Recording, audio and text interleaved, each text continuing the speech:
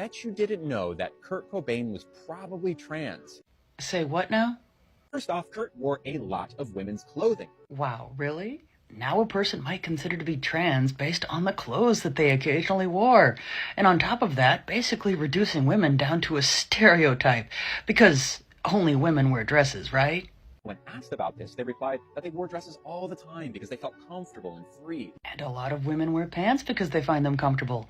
Is one next going to start telling women that they're actually trans because they wear clothing that is traditionally associated with men? In an interview about their childhood, Kurt said that they mostly hung out around girls and that at one point they thought they might be gay. Even if that were the case, it's almost as if being gay and being transgender are two completely different things.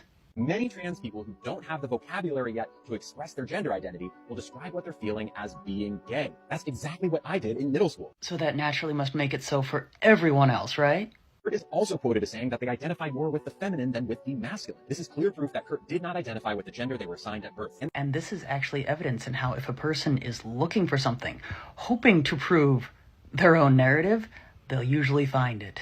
The most convincing evidence that Kurt was trans was in an early version of Nirvana's All Apologies lyrics, where Kurt wrote, "Let me grow some."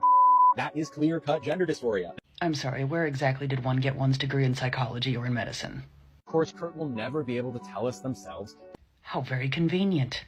But the evidence makes it pretty obvious they were trans. That might be why Kurt's no longer with us. Maybe Kurt knew that we weren't ready. Or maybe one is just jumping on that bandwagon of trying to say that any individual, especially those who are not here to speak for themselves, that did not fit into normal stereotypical societal roles, are trans.